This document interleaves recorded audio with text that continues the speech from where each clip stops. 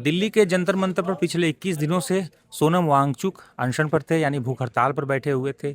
और कॉकरोच जनता पार्टी यानी सीजेपी की नेता भी, मतलब कि जो भी लोग हैं सीजेपी से जुड़े हुए नेता, जब प्रदर्शन कर रहे हैं तो नेता भी कह सकते हैं। अभिजीत दीपके उसके फाउंडर हैं, वो भी थे। पिछले 3-4 दिनों से सोशल मीडिया पर सोनम वांगचुक को लेकर तरह तरह की चर्चाएं हो रही थी, तरह तरह के दावे किए जा रहे थे। लेकिन आज सुबह करीब 7 बजे दिल्ली पुलिस पहुंचती है और सफदरजंग हॉस्पिटल लेकर सोनम वांगचुक को पहुंचती है। उसके बाद भी काफ़ी हो हल्ला और बवाल देखने को मिला। हमारे साथ नवीन जी हैं और अनुभव हैं, तो इन दोनों लोगों से समझने की कोशिश करेंगे कि अब तक क्या क्या हुआ, सुबह से अब तक क्यों हो हल्ला मचा हुआ है, और उनको हेल्थ को, यानी सोनम वांगचुक के हेल्थ को लेकर भी कई सारी जानकारियां आई हैं। तो अनुभव क्या जी। है? देखिए, वेद पिछले 21 दिन, मतलब आज 21वां दिन था अनशन को, सोनम वांगचुक के अनशन को। तो 21वें दिन, हालांकि 2 दिन पहले हाई कोर्ट ने कहा था, जब हाई कोर्ट में इस बात की याचिका लगी सोनम वांगचुक की हेल्थ को लेके, तो हाई कोर्ट ने कहा था कि हर इंसान की जान की कीमत बहुत ज़रूरी है। तो किसी भी, मतलब सरकार से, केंद्र सरकार और राज्य सरकार से, दोनों से पूछे कि आपने उनकी हेल्थ को देखते हुए अभी तक क्या किया। तो जो सॉलिसिटर जनरल हैं तुषार मेहता, उन्होंने जवाब दिया कि हमारी तरफ से रेगुलर जो है डॉक्टर्स की टीम है, उन पे नज़रें बनाई हुई है, उनका हेल्थ चेकअप होता है। तो जैसे भी डॉक्टर्स, अगर डॉक्टर्स को लगेगा कि कोई भी उनकी तबीयत में गड़बड़ी है, तो उसके लिए हमारे पास पर्याप्त, हमने सब चीज़ें इंतजाम किया हुआ है। तो उसी को देखते हुए हाईकोर्ट ने कहा था कि आपको जो भी उचित कदम लगे आप वो उठा सकते हैं। तो हो सकता है शायद इसी को देखते हुए आज उनको वहाँ से सुबह 7 बजे ले जाया गया तबीयत में, या तो हालांकि जो उनके जो डॉक्टर्स थे उनका कहना है कि उनके कोई भी जो बॉडी पैरामीटर्स होते हैं वो सारे नॉर्मल थे। जो सफदरजंग हॉस्पिटल की तरफ से हेल्थ बुलेटिन जारी हुआ, उसमें उन्होंने कहा है कि पोटेशियम का लेवल जो है वो थोड़ा गड़बड़ा है, और बाकी सारी चीज़ें पैरामीटर्स। तो इसी को देखते हुए शायद उनको वहाँ से आज सुबह 7 बजे दिल्ली पुलिस की टीम पहुँचती है सफ़ेद चादर में, उन्हें मतलब मंच को ऐसे पूरा कवर करते हैं, फिर वहाँ से मंच से उनको सफ़ेद चादर में लपेट के ले जाया गया। उस टाइम ज़्यादातर लोग वहाँ, जितने भी जो कार्यकर्ता हैं, जो भी सीजेपी के मतलब प्रोटेस्टर्स हैं, वो सब लोग वहाँ सोए हुए थे, कुछ अपना अलग अलग एक्टिविटीज़ में थे। तो उस टाइम वहाँ आती है फोर्सेस, आके उनको उठा के वहाँ से लेके चले जाते हैं। उसके बाद फिर सारी चीज़ें शुरू होती हैं, बाकी जो लोग थे उनका आना शुरू होता है, अभिजीत दीप के भी पहुँचते हैं। तो ये तो हो गई हेल्थ की बात। बाकी अब नवीन जी से समझने की कोशिश करेंगे कि अचानक से भी सरकार की तरफ से कोई बयान आ नहीं रहा था, और अचानक से बिना सरकार के आदेश के तो होगा नहीं। तो अचानक से पुलिस आती है और लेके के उन्हें चली जाती है अस्पताल में, उन्हें एडमिट करा देती है। तो नवीन जी, इसे आप कैसे देखते हैं? देखिए, ये तो सरकार जो है करीबी नज़र रख रही थी पूरे अनशन पे, और शुरुआत से ही रखे हुए थी। और उनकी नज़र सबसे पहले थी कि जिस मुद्दे को है उसको मुद्दे को ख़त्म करें। और सरकार ने सबसे पहले जो है नीट का रिजल्ट जो है अफरा तफरी में जो है रात को जो है जारी हुआ 2 दिन पहले। और उसके बाद जो है कि, और ये बात ये साबित करने की कोशिश की धर्मेंद्र प्रधान कॉम्पिटेंट हैं और अपने पद पे जिस जगह पे बैठे हैं, क्योंकि कहीं एक बार गलती हो सकती है, लेकिन दोबारा उस एग्ज़ाम को पूरी तरह से अच्छी तरह से कंडक्ट कराना, और 2 दिन बाद तक अभी कहीं से सवाल नहीं उठे हैं कि किसी तरीके की धांधली हुई, या जो लोग भी, जो आलोचक हैं या जो लोग पहले से नीट के एग्ज़ाम पे सवाल उठाते रहे हैं, उन लोगों की तरफ से भी कोई ऐसी प्रतिक्रिया नहीं आई है जिसको देखकर लगता। तो सरकार ने तो पहले अपना पॉइंट मजबूत करने की कोशिश की, उसके पहले उन्होंने कोई प्रतिक्रिया नहीं दी थी, ना कि इस तरीके का कोई वो मतलब इस तरीके का जवाब या उस तरीके की कार्यवाही करने की कोई कोशिश नहीं की। क्योंकि जिस तरीके से वो उनका मंच, जिसका राजनीतिक इस्तेमाल होना शुरू हुआ, और इस चीज़ से सरकार को लगा कि अब ये राजनीतिक जो है अब वो बन गया है मंच, उसके बाद सरकार ने कार्रवाई की। वो भी तब जब हाईकोर्ट ने टिप्पणी कर दी कि भाई उनकी जान की कीमत है, और उनको बचाए रखना भी उतनी ही जिम्मेदारी है जितना दूसरे नागरिक का हक है, और उनकी जान की कीमत है। तो और आपको जो लगता है उचित कदम उठाए जाएं, तो जैसा बताया अभिनव ने कि भाई ये चीज़ें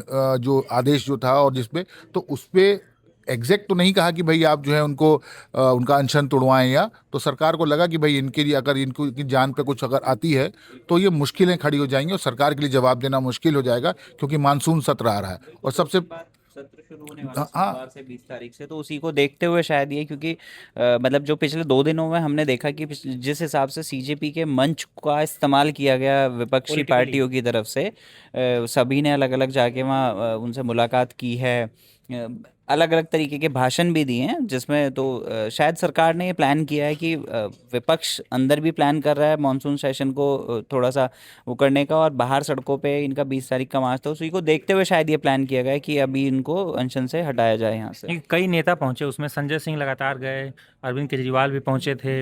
इसके अलावा डिम्पल यादव, जो कि कन्नौज से सांसद हैं और राष्ट्रीय नहीं अध्यक्ष जो हैं, मैनपुरी से हाँ सांसद। सॉरी, हाँ पहले कन्नौज से थी, मैनपुरी से सांसद हैं और राष्ट्रीय अध्यक्ष जो हैं समाजवादी पार्टी, उनकी पत्नी है, वो भी भी पहुंची थी। इसके अलावा भी तमाम तरह के कई लोग, और ऐसा सुनने में आ रहा है कि केजरीवाल और समाजवादी पार्टी की तरफ से मतलब एक तरह से पूरा समर्थन दिया जा रहा सबसे है। इंटरेस्टिंग जो कांग्रेस आज पहुंचे कांग्रेस हैं एमएनएस के, उनके राज ठाकरे के बेटे जो हैं हाँ, वो राज पहुंचे ठाकरे के आज। बेटे भी पहुंचे थे। तो इसे देखिए आप क्या कैसे है, देखते हैं? मतलब देखिए सरकार राजनीतिक तौर पे देखिए कोई भी व्यक्ति है जो उसको भुनाना चाहता है। आज से आप 13 साल पहले जाइए, जब अरविंद केजरीवाल बैठे हुए थे खुद, बिल्कुल। और अन्ना हजारे को, जब पहली बार तो अन्ना हजारे थे, बाद में सुंदर नगरी में भी अरविंद केजरीवाल बैठे थे, और राजनीतिक तौर पे लोग जो है उस मंच पे आते हैं और अपना जो है समर्थन देने की कोशिश करते हैं। लेकिन उस मंच का राजनीतिक तौर पे इस्तेमाल करने नहीं दिया गया, क्योंकि जो भी बात कही जाती थी उनकी तरफ से कही जाती थी। और ये जो सीजेपी बनी है, ये मैच्योर नहीं है, इनके पास वो अनुभव नहीं है कि किस तरीके से राजनीतिक मंच और मंच का संचालन करने का। और यही बात बिगड़ती दिखी, क्योंकि यही बात जो है सरकार के पक्ष में चली जाती है कि भाई केवल ये मुद्दा नीट धर्मेंद्र प्रधान के इस्तीफे पे रहता तो बात ठीक थी कि भाई आप एक मुद्दे मैं पर इसमें बैठे हैं। मैं और जोड़ना चाहता हूँ आपसे कि इसमें जैसे कि जो लोग सरकार के मुखर विरोधी हैं, यानी आलोचक माने जाते हैं, जो एक तो ये राजनीतिक मंच नहीं था, एक आपने सही कहा कि इस्तीफे को लेकर मामला ये शुरू हुआ था। तो जो सरकार की हम मतलब सरकारें कुछ अच्छा भी काम करती हैं और कुछ उनके कामों पर सवाल भी उठते हैं, लेकिन जो मुखर आलोचक हैं, जो धुर विरोधी हैं, वो पहुंचने लगे, उसके बाद सरकार ने ये सब कदम उठाया। नहीं, यही लामबंदी की बात तो है। देखिए एक बात है कि एक इंटरव्यू अभी हाल ही में राम जो वांगचुक जी ने दिया था, जब बात हो रही थी, तो उन्होंने साफ तौर पे कहा कि ये लड़ाई मेरी अपनी नहीं है, ये उसकी लड़ाई है, उस अगली पीढ़ी के बारे में भी मैं सोच रहा हूँ, और कोई तो आवाज़ उठाएगा। और ये बात बिल्कुल सही है कि भाई अगर कोई व्यक्ति चीटिंग करके अच्छा डॉक्टर बन जाए और कल आपकी जान पे आ जाए और आपका ही इलाज करने आ जाए, आपको लगेगा कि तो पता लग जाए, तो आप नहीं कराना चाहेंगे। और उन्होंने कहा कि भाई एक व्यक्ति जो काबिल है वो क्लर्क बने, और जो नाकाबिल है वो इंजीनियर बन के बिल्डिंगें बनाए, और वो बिल्डिंग धराशायी हो जाए और कल आपकी आने वाली पुश्तों को उससे नुकसान हो, तो कौन ऐसा चाहेगा? और कहीं ना कहीं किसी न किसी को तो शुरुआत करनी होगी। तो ये बात कहीं गलत नहीं थी। और ये बात अगर आप हम कोई भी व्यक्ति ऐसा नहीं है, आज आप भी देखते हैं कहीं डॉक्टर से इलाज कराने जाते हैं तो आप देखते हैं किस कॉलेज का पढ़ा है, क्या क्रेडेंशियल्स हैं, एक्सपीरियंस कैसा है, तब आप देखते हैं ना स्पेशलिस्ट ढूंढते हैं। तो अगर आप उस तरीके की स्थिति में आपको इलाज करने के लिए जो झोला छाप डॉक्टर में और इस तरह के डॉक्टर में कोई फर्क रह नहीं जाएगा। तो इस बारे में तो सरकार को सोचना पड़ेगा, और केवल एक बार जो इन्होंने इस बार जिस तरीके से परीक्षा को किया है ये करना पड़ेगा, और इस तरीके की चीज़ें करनी पड़ेंगी, नहीं तो ये कल फिर ऐसी स्थितियां फिर खड़ी होंगी। और दूसरा क्या है कि राजनीतिक तौर पर सरकार बिल्कुल प्लान से चल रही है। उनको ये बात मालूम है कि मानसून सत्र में हमको घेरा जाएगा, हमको अपने पॉइंट्स कैसे टिक करने हैं, तो उन्होंने सबसे पहले तो रिजल्ट निकाला।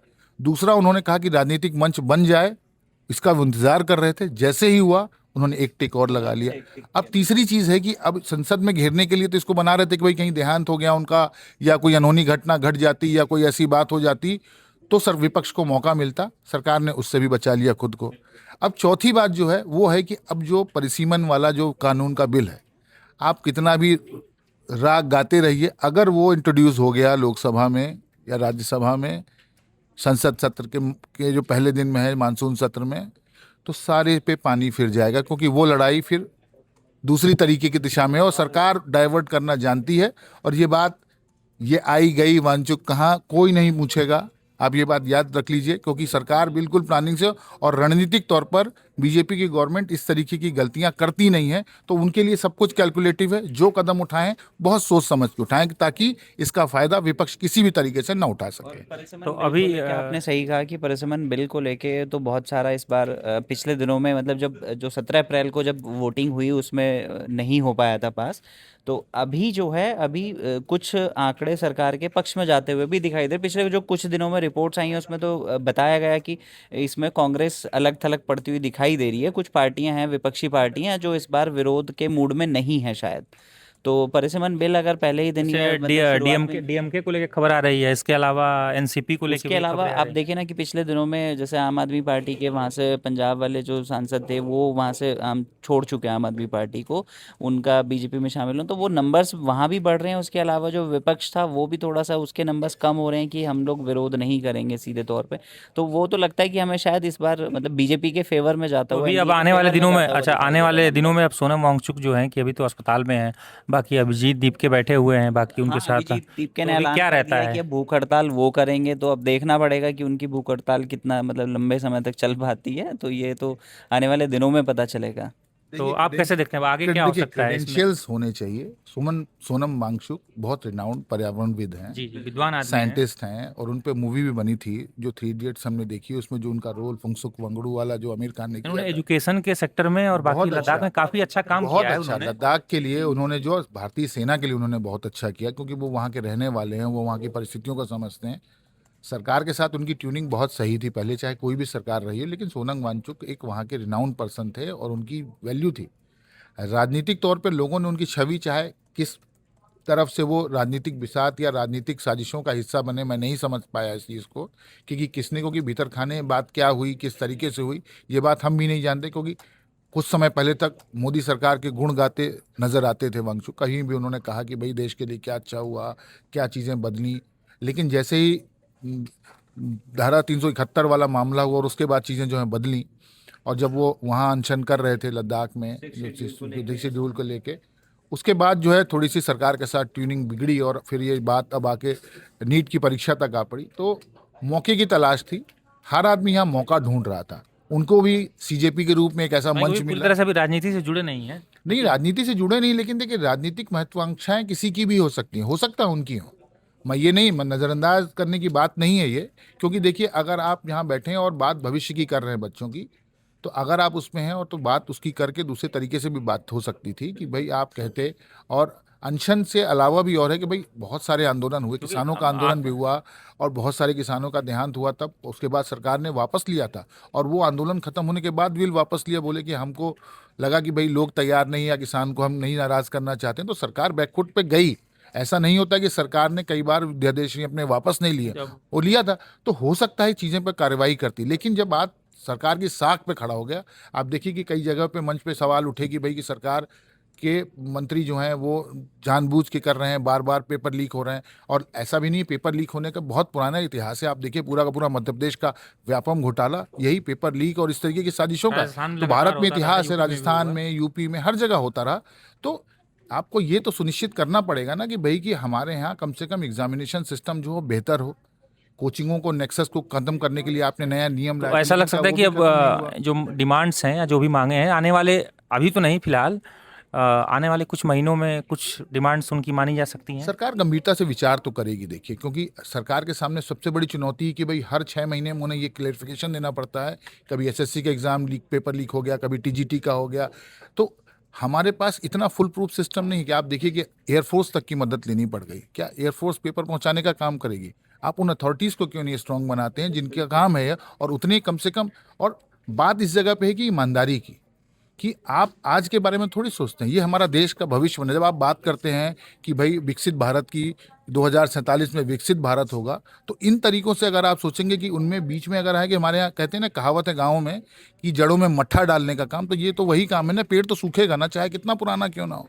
तो आपको उन चीज़ों से बाहर निकलना होगा और आपको वो व्यवस्थाएं बनानी होंगी ताकि नई जनरेशन का विश्वास बढ़े। जेनजी को लेके दुनिया कह रही ना कि विद्रोही है, अपनी बात कहने में मुखर हैं, खड़े होते हैं, सामने कह रहे हैं, नेपाल में हुआ और देशों में हुआ, तो वो स्थितियां अगर निर्मित हो रही हैं तो आपको ये लगाम लगानी पड़ेगी कि भाई भारत और देशों जैसा नहीं है, बहुत बड़ी आबादी है जहाँ पे इतनी जल्दी जनजी कोई आंदोलन करने की स्थिति में खड़ी होगी नहीं, ये नहीं कह सकते, लेकिन आपको ये देखना होगा कि अपने सिस्टम को कैसे सुधारा जाए, और जब तक सिस्टम नहीं सुधरेगा ना, इस तरीके की चीज़ें आज नहीं कल, कल सोनम वांगचुक बैठे हैं, कल कोई नया आदमी बैठेगा, और कब कब आप इन चीज़ों पर बात करेंगे, क्योंकि जब तक हम नहीं सुधरेंगे, गायत्री परिवार का ही मंत्र था ना कि हम सुधरेंगे युग सुधरेगा, तो शुरुआत कहीं से तो करनी पड़ेगी, और जो बात वो कह रहे थे तो शुरुआत करें आप। बिल्कुल आप सही कह रहे हैं ना, ये सारी चीज़ें देखिए, ये पूरा जो ये प्रोटेस्ट हुए, सारी चीज़ें हुई किस चीज़ के लिए लेके, कि सभी की डिमांड थी कि सिस्टम सुधर जाए।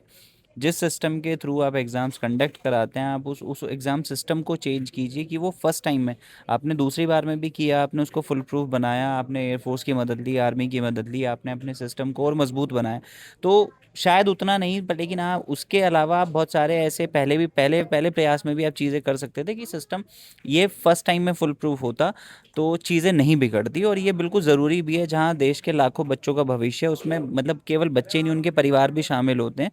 तो उस चीज़ को देखते हुए ये तो हर लोगों की, सभी की यही डिमांड है कि आप अपने सिस्टम को इतना स्ट्रांग बनाइए ताकि वो फर्स्ट वाले अटेम्प्ट में ख़राब ना हो चीज़ें। चलिए इस चर्चा एक को, चीज़ और अच्छा देखिए, मैं एक बात देखिए, जितने बच्चों ने आत्महत्या जैसे कदम उठाए नीट के रिजल्ट के बाद, तो सरकार भी कह रही है, कोर्ट भी कह रही है कि हर जान की, क्या उनकी वैल्यू नहीं थी क्या? नहीं, बिल्कुल हर्जाना देना चाहिए। और क्या उन बच्चों का भविष्य है कि नीट के एग्जाम की वजह से अवसाद में चले गए? आप परीक्षा पे चर्चा की बात करते हैं, हर बार आप करते हैं कि बच्चे मेंटली स्ट्रांग हो, तो बात वहीं आके खड़ी हो रही है कि भाई सिस्टम सुधारिए।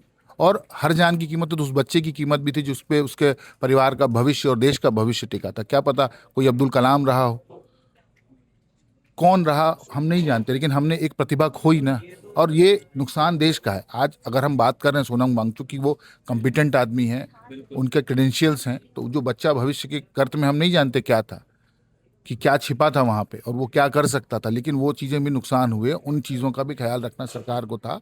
और आज इस परिस्थितियाँ बनी, भले ही सोनम वांगचुक का अनशन किसी भी तरीके से ये इनके प्रकार खत्म हो गया अगर हम आज माने, लेकिन इन स्थितियों से किसी भी सरकार को आगे के लिए तैयार रहना होगा कि ऐसी स्थितियां फिर खड़ी ना हो, ताकि कोई भी व्यक्ति आके अनशन करके बोले कि भाई, और उसका फिर राजनीतिक तौर पे इस्तेमाल हो, क्योंकि मुद्दा भटक जाता है। आज कोई कुछ कह रहा है, कोई कुछ कह रहा है, बात तो उसकी भी होने लगी कि इंदिरा गांधी ने अनशन तोड़वाया था इनके पिता का, तो क्या नरेंद्र मोदी आते और अनशन तोड़वाते, क्या ये वाली बात है? तो बात इस चीज़ की है कि आपको अपने क्रेडेंशियल्स सरकार को बनाने होंगे, खासकर उन मुद्दों पे जो युवाओं से जुड़े हैं, पढ़ाई लिखाई, शिक्षा, स्वास्थ्य, जो बेसिक चीज़ें होती हैं उनको तो सुदृढ़ कीजिए। बाकी चीज़ें तो हम बाद में देखेंगे क्या होता है। चलिए इस चर्चा को यहीं देते हैं विराम। बाकी की तमाम खबरों के लिए आप देखते रहिए टाइम्स नाउ नव भारत का डिजिटल प्लेटफॉर्म।